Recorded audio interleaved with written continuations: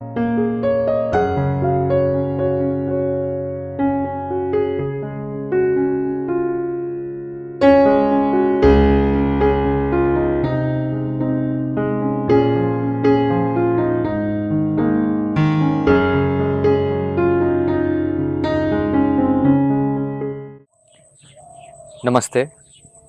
Today we are here on the fifth episode of Talks on Life. Today we have two inquiries. Inquiry number one comes from Meeta Banerjee. She had asked, what are the qualities of the soul? Namaste. Meeta Banerjee, I would like to ask you a counter question. What is your idea or definition of soul? Is it something that is there inside the body, according to you? Is it a subtle energy? Is it a pack of space somewhere inside? So, which part of the body does the soul exist? When the body dies, does the soul go away from the body? And then we pray, may his soul rest in peace. Where does it rest? And if it is not in peace, then what happens to that soul? Because the word has come basically from the three Abrahamic religions, Christianity, Islam and Judaism, which have a common source, the Genesis of the Old Testament. And according to that, then you don't have a soul because you are a woman. Because first, Adam was created by God as an image of himself, and then after some time, when Adam was feeling lonely, he asked for a companion. Then God created Eve, the first woman, from the ribs of Adam. So that is why they say, it has been said, that men have soul, but women do not have soul. They are just supposed to serve men. That's the idea. That is why in modern terminology, all over the world, the word soul is not used anymore, especially when it comes to spiritual language. What are the Indian expressions? The main expression here is Atma. And Atma has distinctions, two distinctions, Paramatma and Jivatma. Actually, this distinction does not exist, but in relative terms, they do. I will explain. What is Jivatma? Jivatma is identity, your sense of I beyond the ego. It's not the ego I, the greater I, but which is centered around your individual existence, your name, form, your body, your mind, your emotion, your desires, your ego. That is your identity. And that identity does not have any quality. Please try to remember this. The three bodies that you are, they have qualities, they have attributes. What are the three bodies? The physical body, the subtle body, and the causal body. These three bodies have attributes: the sattva, raja, and tama, the spiritual, the ideal, and the physical. So, your nature, these three form the crux of your nature, the human nature, your individual nature. That individuality, that nature is built on quality,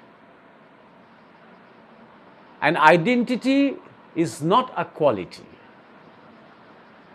Identity is the witnessing passive self that observes and witnesses the nature, the three bodies.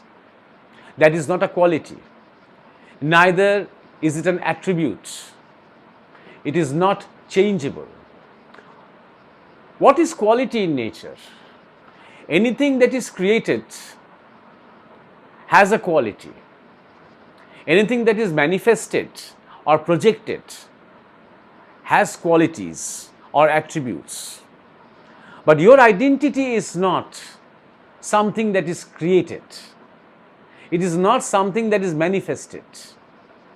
Your identity is manifesting itself through your individuality. It is not a quality. When the manifestation takes place of that individuality, when the creation happens, it happens in time, it has a duration, then it has qualities and attributes. But even identity is not the ultimate. As long as we are identified with our body, with our form, with our desires, our ego and expectations, the question of identity or jivatma is there. But identity is actually a reflection of entity. Entity is Paramatma. Or to use a more adequate terminology than soul, entity means consciousness. So there is actually one consciousness, or there is only consciousness, which is reflected in all the manifested worlds, both the manifested and the unmanifested. When it is manifested in a single unit, let's say for a human being, let's say for you or for me, then there is a question of identity, only because we identify ourselves with the name and form. That's why the question of identity comes. It's like there are many containers and each container contains some water. You put these containers in the open and every container, the water in every container will reflect the sun. So this reflection of each container is the identity, but the sun is one. So there are 100 containers and then it may look like 100 identities, but they are all reflections of one consciousness or the only consciousness. So, to make it simple, consciousness or entity, from that the reflection of consciousness is identity, and the shadow of identity is the ego or your individuality. When it comes to ego, when it comes to individuality, then the question of qualities and attributes come. So when the body dies, the self or the Atma or consciousness does not go anywhere. It's always there in its pristine, pure form or beyond form. What goes away from the body is the subtle body, is the mind, is the desire, is the project that you still have, the pending work that needs to be done. That is all encapsulated in energy form, and it goes away and waits. Waits for what? Waits to take a physical form again.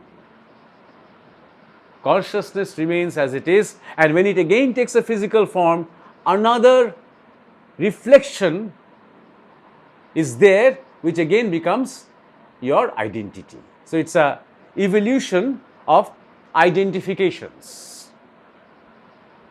So next time when you try to understand these concepts, do not use the word soul, because the word has no clarity whatsoever.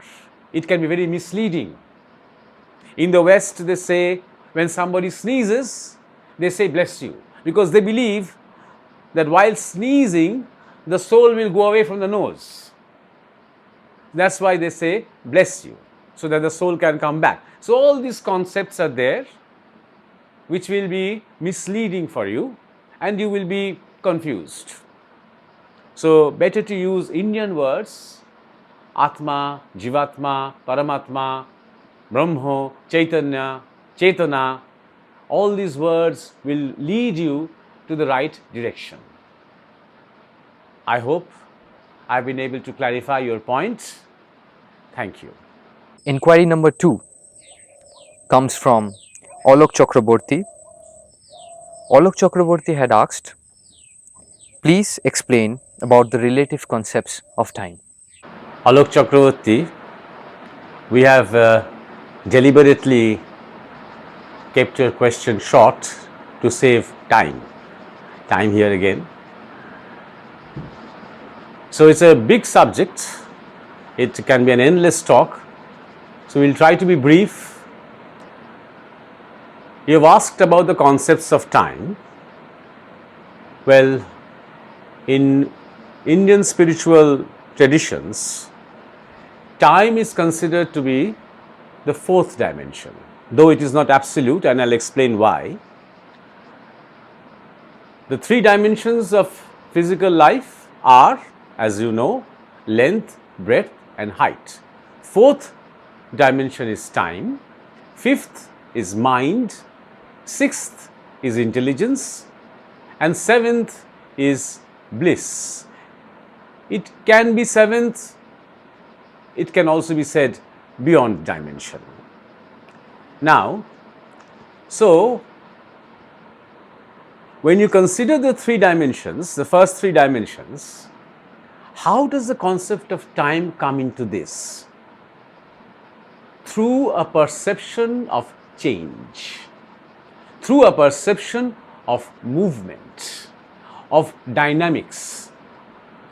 We are always seeing that things are changing in nature, also within ourselves.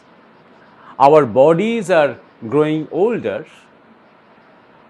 Lot of things are happening and changing inside. The metabolism, cellular activities, respiration, blood circulation, everything.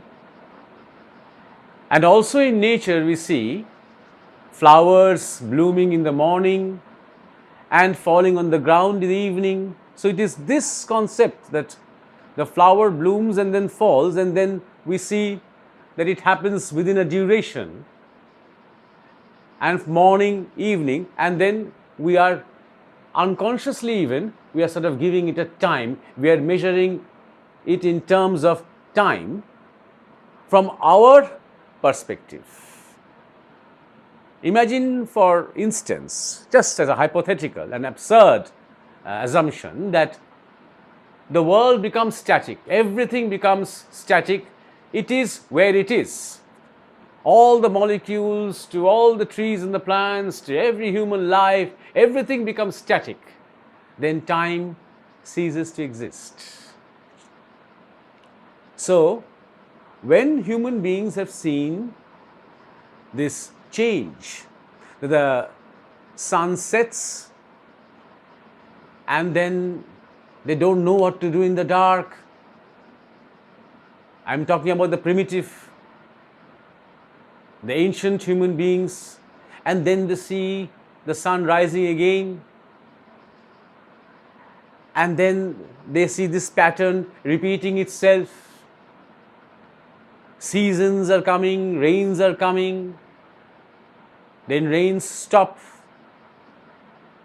and then autumn comes, winter comes, all these changes that are constantly going on. They see children growing. In relative to themselves, when they see these changes, or when they saw these changes, the concept of time came. Does time exist? In absolute terms, no, but in absolute terms, nothing exists. The world as we know it, very important to understand this, does not exist in absolute terms. That is, from the aspect of consciousness. So, as long as we are in the relative world, as long as we are in the dimensional world, time does exist because we conceive of it, because we see its effects on the physical world and also the mental world and our emotional world, but we'll come to that later. Now, this has been dealt with in India from the very ancient times. Some people say even from before the Vedic age. Consider the idea or the form of Kali. The word Kali comes from Kal, time. And Kali is dancing. It is not that time is dancing, it is life is dancing. And through that dance, the idea of time is being emphasized, is being conceived. The dancing in time. And she has her 4 hands, which are the 4 forces in nature. And then she has this mala or the necklace of heads, skulls on her chest. So it also denotes a concept of time, birth, death, all related to time. Whatever appears, immediately it is subject to time. Whatever appears physically, whatever is manifested, immediately it is subject to time. It has a duration. Whether it is a molecule or a human life or a plant life, life of a tortoise, or even a mountain, like the Himalayas. It is now existing, but it is in time. Once upon a time, it was underwater, and it may again go down under the water. And it is every year it is rising inch by inch, because that tectonic crash still has an effect on the mountains. But Kali is dancing where? And that is the search. That is the human quest.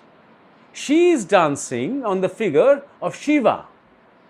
And Shiva is considered to be the seer of time, the witness of time, beyond time. Because Shiva is considered to be pure consciousness, formless, pure consciousness. So that is why time has an effect on our bodies, because the body is going to die. Time has an effect even on the mind, though the mind is 5th dimension, because the mind changes. And in the quest or in sadhana, in this journey towards consciousness, the mind will also die one day, so it is subject to time. Intelligence will also die. Our discrimination, our thoughts, our rationality, whatever, they also change constantly. Change means time has an effect. At this moment, I am thinking something. After 1 hour, my thoughts are changing. Somebody has convinced me about something. My ideology can also change. So, intelligence will change, so it is also in a way subject to time. Less if you compare it to the physical dimensions. But beyond that, when you are in the realm of bliss, then you are going beyond the body, mind, intelligence. Not that they don't exist. They are not anymore identified with. So, for example, if there is Shiva sitting in Kailash, it is not that he does not exist, but he does not identify himself with his body. with his mind, with his intelligence. They are all still. The body goes through the natural wear and tear, but he remains beyond that, beyond his body consciousness. From that aspect, from that point of stillness, time does not exist. So, you had also asked me about biological time, psychological time. Well, very briefly, I'll give you one or two little examples of what I understand by biological time. For example, you will see that every 7 years of human life, major changes take place, because according to gene scientists, they say that almost 1/3 of our cells, they die and are replaced by new ones. And this happens every 7 years in a major way. This happens, and that's why 7 and multiples of 7 are very threshold periods of our life. 7, 14, 21, 28. You go on calculating and you'll see that these are crucial time when major changes take place, not only in the body but in our attitudes, in our mentality, in our outlook to life, in our response to life. Things change in a big way, though the main strain of information remains, passing on from older generation genes to the newer generation genes, which are, or the cells which are taking over.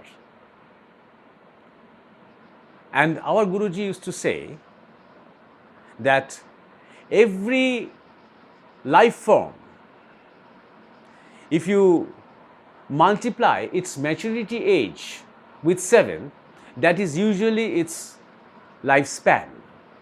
For example, a dog matures at the age of 2. So a dog's lifespan is usually 14, usually.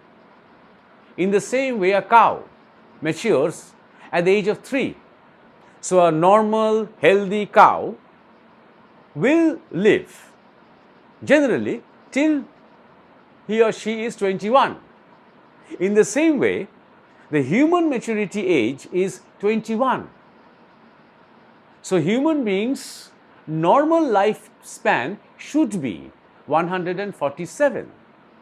That is why many yogis and many sannyasis, they live for a long time. Maybe 100 years, 110 years, 120 years, they live for a long time.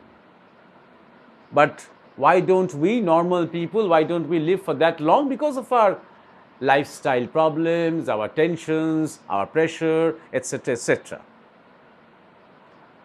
Now, from this, an interesting follow-up or a consequence is also Hatha Yoga. In Hatha Yoga, they can manipulate this biological time to some extent.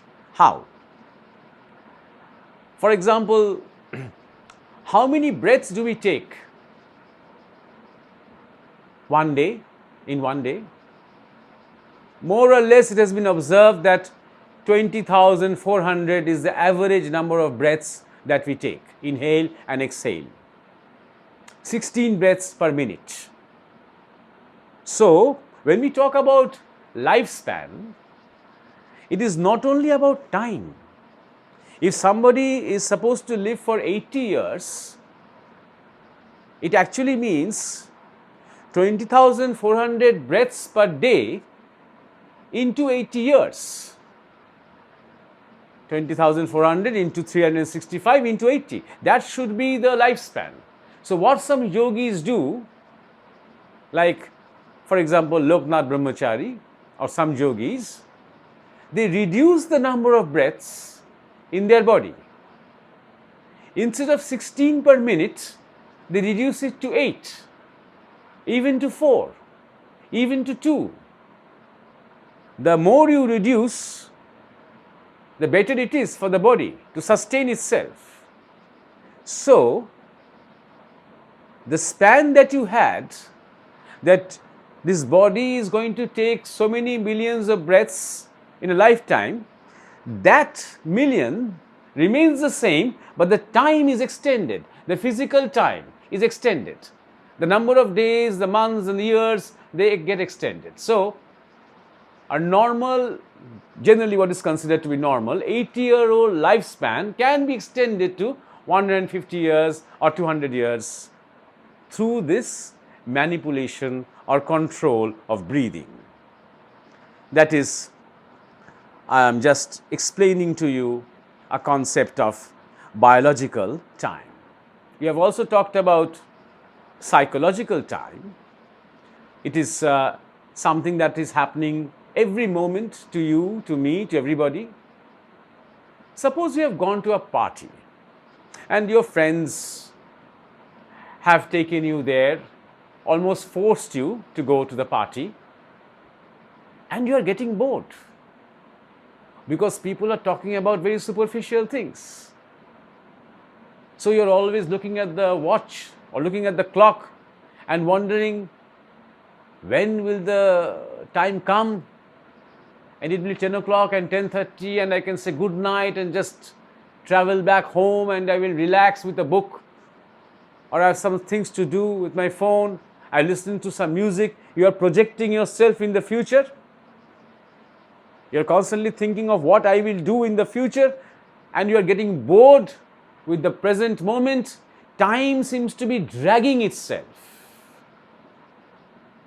Your mind is totally disconnected from the present moment. It seems that the time is going very slowly. For the clock to travel 5 minutes seems to be eternity. But then there is someone beside you who is also not participating in these frivolous conversations, and you strike up a conversation with that person and it becomes very interesting, very exciting. That person has some wonderful things to say, and he provokes you and inspires you to say certain things, certain experiences that you have, and immediately you are engrossed, engaged, and then suddenly it is 10 o'clock, 10:30, dinner time, and you feel sorry that you have to leave this person and go back home. Time flies outside. Inside, time had almost become still. Very interesting, this relativity. That the more the mind is engaged, the more the mind is connected to the moment, the more we are going beyond time. And that is what people are trying to do in spirituality. That is the whole idea of this modern concept of mindfulness. That wherever you are, you are completely mindful. Your mind is fully there. Desire is not there, because desire is connected to the future. The future in reality does not exist. It exists only in imagination.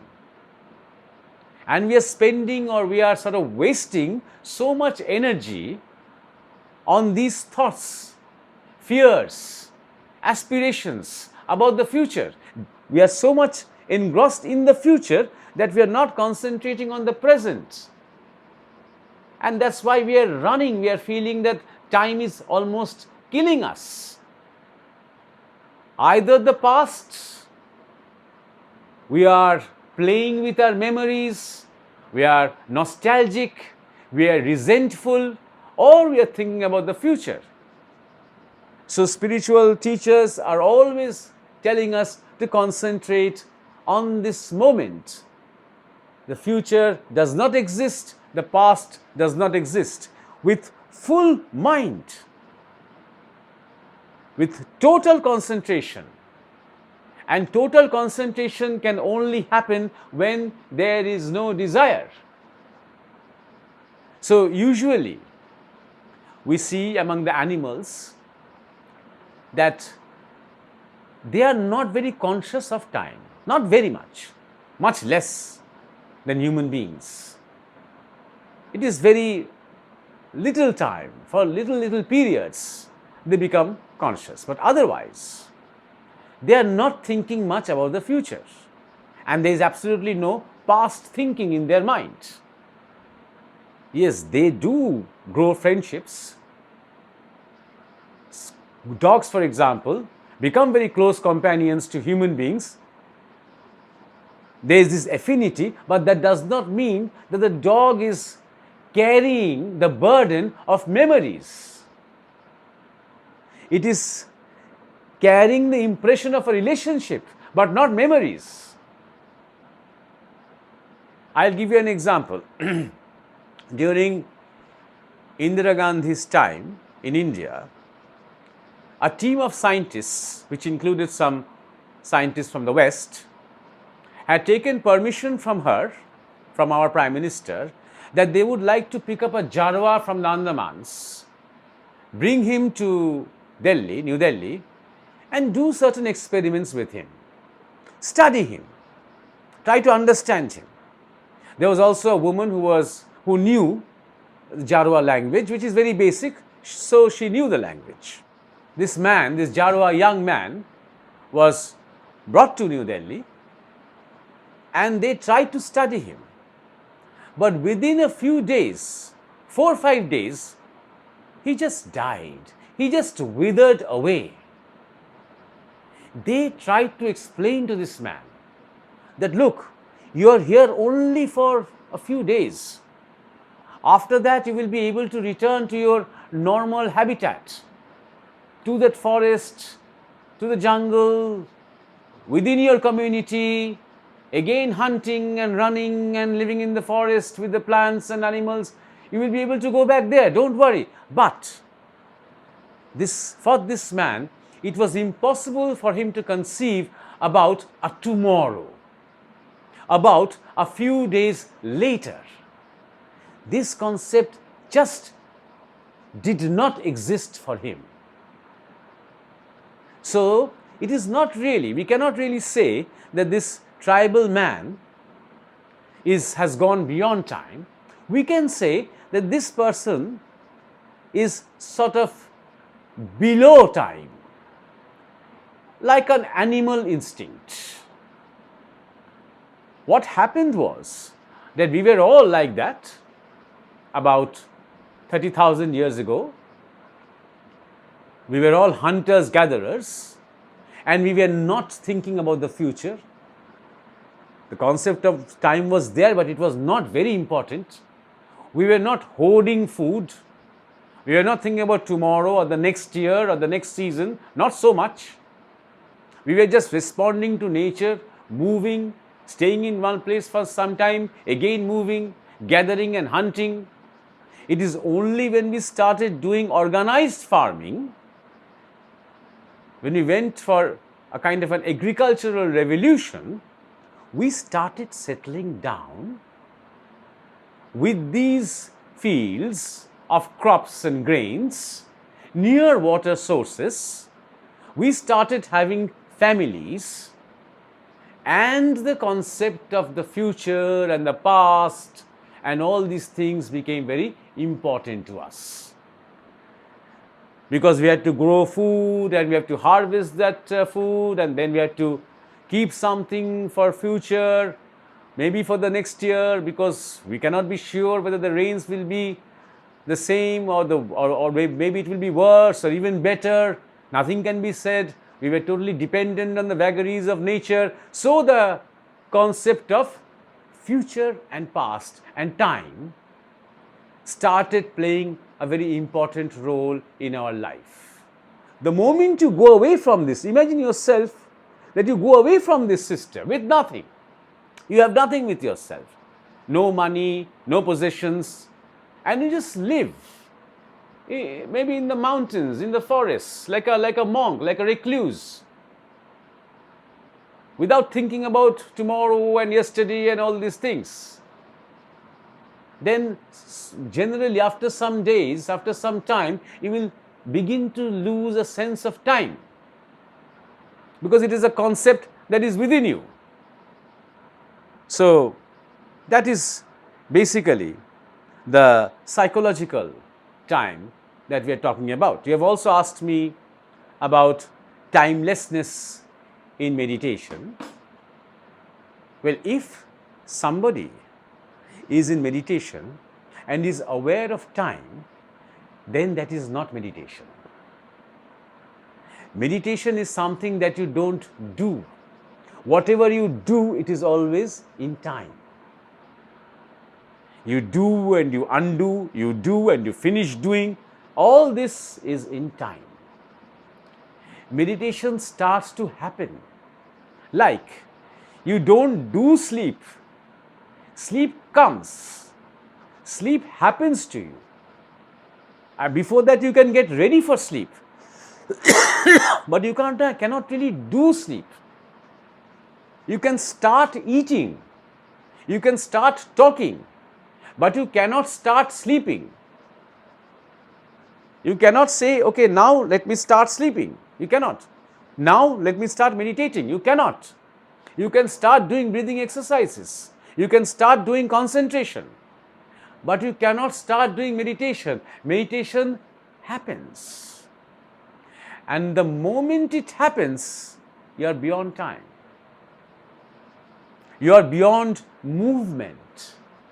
That is the whole concept of meditation, to stop movement, to stop the dance of Kali. The movement of the body, that's why you have put the body in a very static position. The movement of the breath, that's why you are doing pranayam, to still the breath, which helps to still the mind. Movement of the mind, that's why you are concentrating or you are keeping yourself blank. All this you are doing still within the framework of time. But the more you succeed in this stillness, the more time slows down for you. It does not exist. Or in other words, it is existing less. It is becoming less relevant. And then when you are absolutely still and meditation just starts to happen, then you are not existing anymore as a personality. Meditation is like a river flowing into the ocean. It is going towards and it almost flowing towards the ocean, the delta. Meditation is the delta region. The ocean is the samadhi, the total awareness of consciousness. So in that delta region, you are beyond time already. So, coming back to the first point that I had mentioned, time is fourth dimension and mind is fifth dimension only if your mind is still. Mind is completely focused, concentrated. Then that mind is beyond time. But if your mind is restless, if your mind is constantly being conditioned by the things that are happening outside, then you are within the grasp or within the trap of this conception of time. Same thing with intelligence. If your intelligence is still, completely static, then that intelligence, that dimension is beyond time. It is fourth. But if your thoughts and your ideas are constantly changing in respect of the things that are being said and done, being pronounced and uttered and articulated everywhere, then your intellect or your intelligence is subject to the vagaries of time. So all this is relative. And another very interesting point I would like to mention, if we consider space-time, does also time exist there by itself when we are not looking, let's say, or not considering? Suppose You are in the mountains and the sky is very clear and you're looking at a star which is 200 light years away. So you are looking at the star now, which is 200 light years away.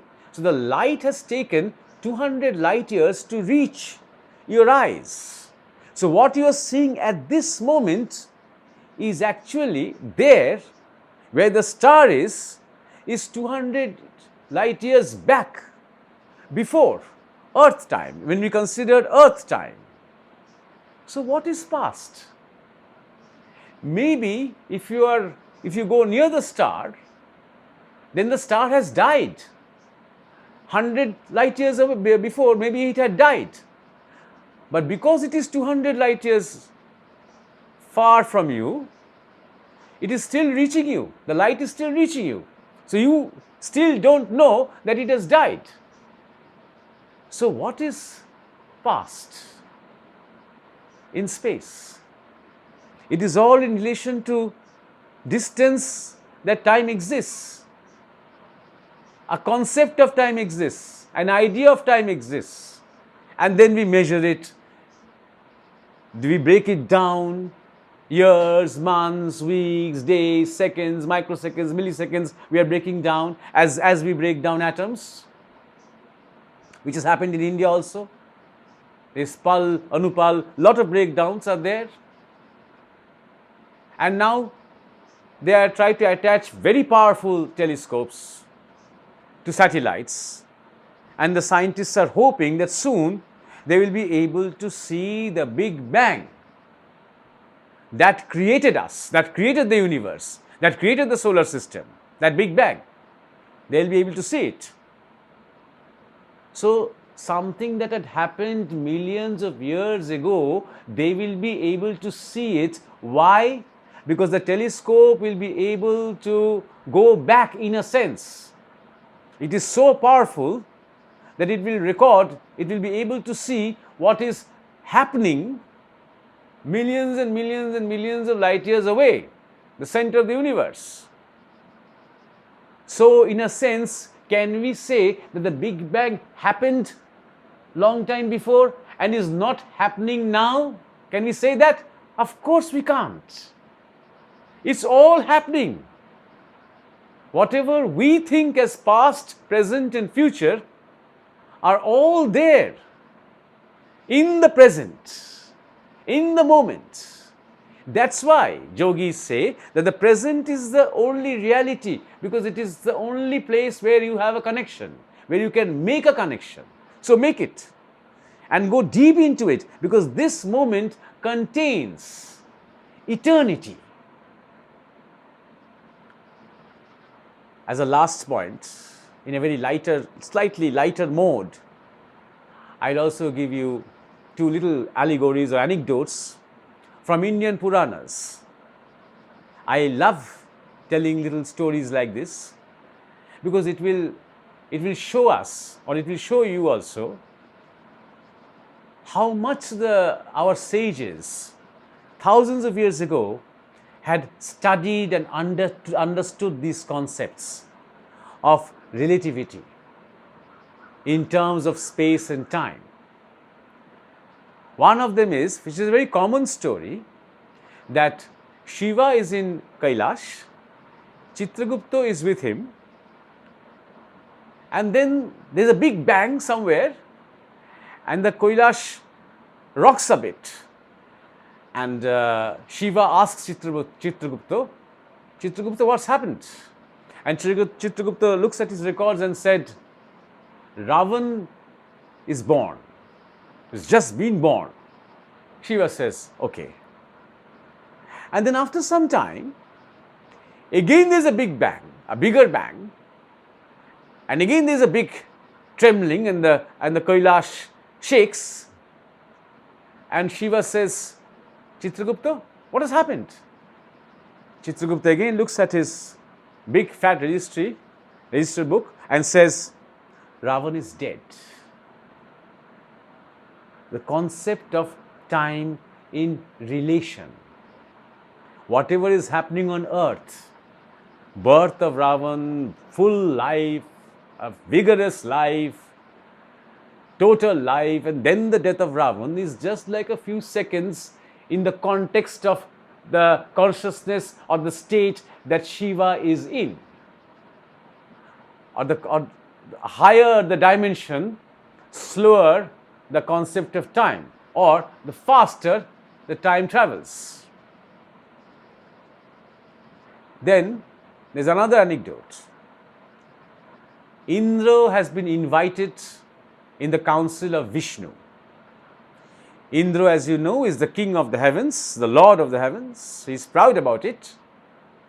So he goes to attend this meeting, this gathering, this conference, and he sees it's a big, huge hall. So he asks an official there, where do I sit? And the official says, who are you? And Indra says, I'm Indra.